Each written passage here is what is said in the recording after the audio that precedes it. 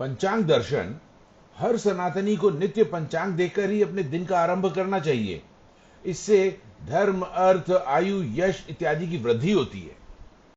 पंचांग एक पंचांग में संवत्सर भर के तिथि, नक्षत्र, करण, वार, योग का संकलन होता है।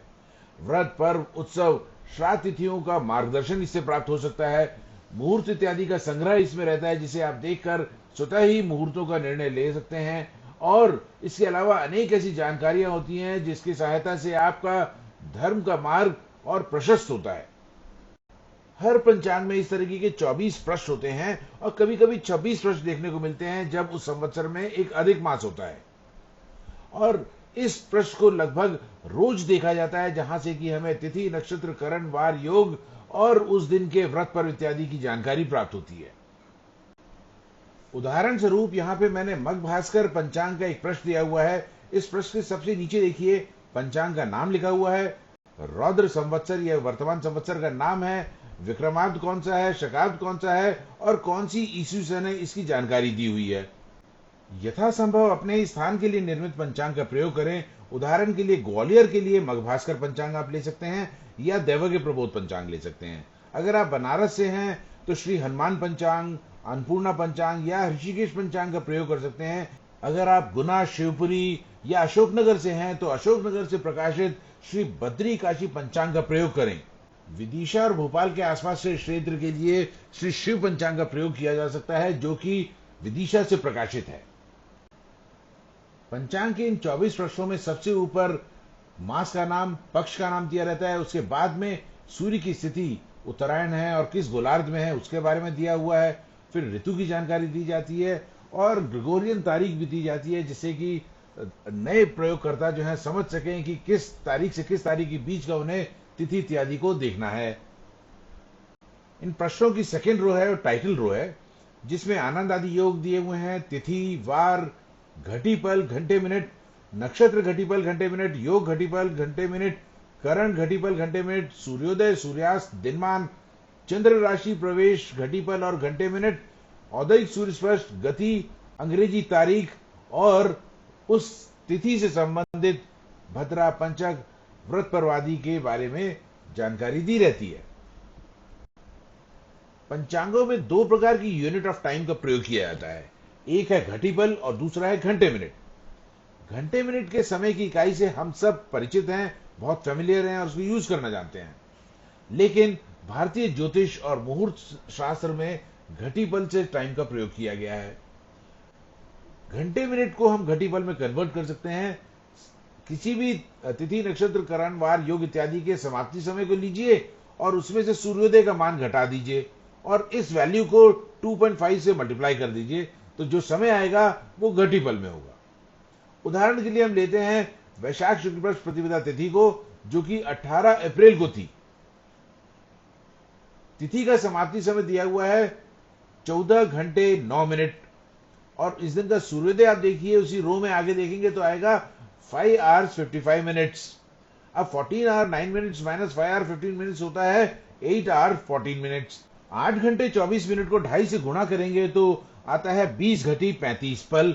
और यही मान आप देख सकते हैं प्रतिपदा तिथि के आगे लिखा हुआ है सौम्य प्रतिपदा तिथि शनिवार और 20 घटी 35 पल और इसके आगे 14 घंटे 9 मिनट लिखा हुआ है। तो इस प्रकार से सभी पंचांग की इकाइयों को समझना चाहिए। तो इस प्रकार से एक पृष्ठ पर एक पक्ष की जानकारी दी रहती है, जिसमें कि अमूमन 15 या 14 या 16 दिन होते हैं। कभी कभी आपको ऐसा देखने को मिलेगा कि एक ही खाने में 2 तिथियां लिखी हैं या 2 नक्षत्र लिखे हुए हैं। इसका तात्पर्य यह होता है कि सूर्योदय पे तो पहली वाली तिथि थी और जो दूसरी तिथि लिखी है उस खाने में, उस तिथि का क्षय हुआ है, अर्थात उसके अगले दिन जो है वो तिथि ने सूर्योदय का स्पर्श नहीं किया और दूसरी तिथि ने सूर्योदय पर अपनी उपस्थिति दर्ज की। उदाहरण के लिए सोमवार को 3 और 4 एक ही साथ लिखा हुआ है, अर्थात सोमवार की सूर्योदय पे तृतीया तिथि थी और चतुर्थी का क्षय हुआ, अर्थात उसने दूसरा सूर्योदय नहीं देखा, और मंगलवार के सूर्योदय पर पंचमी तिथि थी।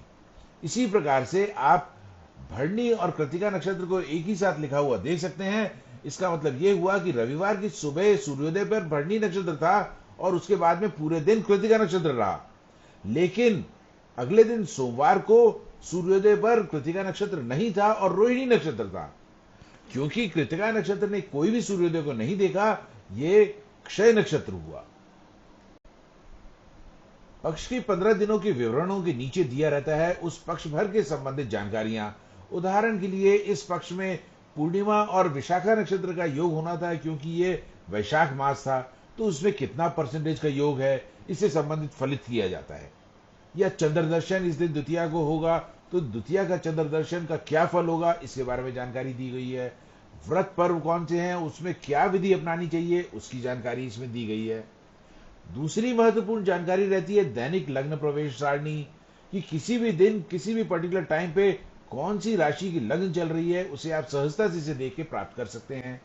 और तीसरी महत्वपूर्ण जानकारी जो रहती है वहां पे यह है अष्टमी और पक्ष के अंत पूर्णिमा या अमावस्या का कुंडली और उसके उसी समय के ग्रह स्पष्ट। ये बहुत इंपॉर्टेंट होते हैं ग्रहों की स्थिति को पता करने के लिए, और जो पारंपरिक रूप से कुंडली का जन कुंडली इत्यादि का निर्माण करते हैं वो इसका प्रयोग करते हैं। पंचांग को सहजता से प्रयोग करने के लिए पंचांग में दी हुई इंडेक्स या अनुक्रमणिका को जरूर देखें, जिससे आपको मालूम चलेगा कि उस पंचांग में क्या क्या मटेरियल दिया हुआ है। फॉर एग्जाम्पल यहाँ पे आप देख सकते हैं कि मेरा जो पंचांग है उसमें संवत्सर का विवरण दिया हुआ है, ग्रहों की राशि प्रवेश, वक्री, मार्गी, उदयास्त के विषय में जानकारी दी है, ग्रहों का नक्षत्र प्रवेश दिया हुआ है, संक्षिप्त व्रत पर्वों की सूची दी गई है और संवत्सर के श्राद्ध दिवस इत्यादि दिया हुआ है, हवन स्थापना मुहूर्त दिया हुआ है, संस्कार प्रकरण के मुहूर्त दिए हुए हैं, विवाह प्रकरण के मुहूर्त दिए हुए हैं, कृषि प्रकरण के मुहूर्त दिए हैं, वित्त व्यवहार संबंधित मुहूर्त दिए हुए हैं, चिकित्सा संबंधित मुहूर्त दिए हुए हैं और 24 प्रश्न जो है इनके सबके बारे में जानकारियां दी हुई हैं। श्राद्ध हमारे सनातन संस्कृति का अभिन्न अंग है और इसको विशेष महत्व देते हुए मैंने अपने पंचांग में प्रथम बार एक वर्ष के जो 96 श्राद्ध होते हैं उनकी सूची को प्रकाशित करना शुरू किया है। और इसमें एक संक्षेप में विवरण दिया हुआ है कि कहाँ पर श्राद्ध करना चाहिए, कहाँ नहीं करना चाहिए, किस प्रकार का श्राद्ध करना चाहिए, किस तिथि का त्याग इत्यादि करना चाहिए। हर सनातनी के लिए जन्म से लेकर मृत्यु तक 16 अनिवार्य संस्कार होते हैं। अब ये संस्कार संबंधित कार्य कब करने चाहिए, कौन सा उसके लिए सबसे शुद्ध मुहूर्त होता है, कौन सा टाइम सबसे ऑस्पिशियस होता है, उसको यहाँ पे एक प्रश्न पे मैंने अलग से क्रमवार दिया हुआ है। लगभग सभी पंचांग नक्षत्र मेलापक चक्र को प्रकाशित करते हैं और इससे वर वधु की कुंडलियों का मिलान किया जाता है। गुण मेलापक संख्याओं के नीचे कुछ अन्य संख्याएं लिखी रहती हैं जिसमें धनात्मक और ऋणात्मक चिन्ह बना रहता है। ये जो होते हैं दोष संबंधित संख्याएं हैं जो कि 0 से लेकर 6 तक होती हैं।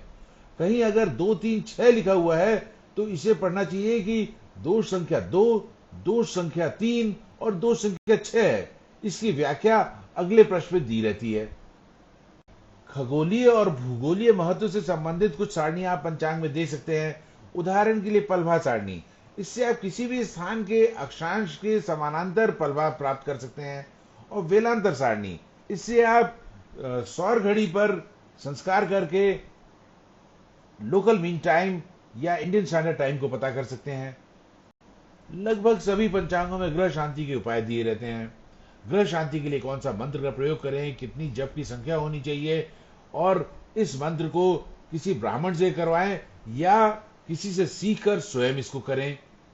जप काल कब होता है, इनका पाठ कौन सा पाठ करना चाहिए जिससे कि ग्रह की शांति हो सकती है, किस वार का व्रत करना चाहिए, कौन सा पूजन किया जाए, कौन से वस्तुओं का दान किया जाए, किस जड़ी बूटी का प्रयोग किया जाए, हवन की संविधा क्या होगी और कौन सा रुद्राक्ष धारण किया जाए, इन सब की जानकारी मैंने अपने इस पंचांग के प्रश्न में दी है।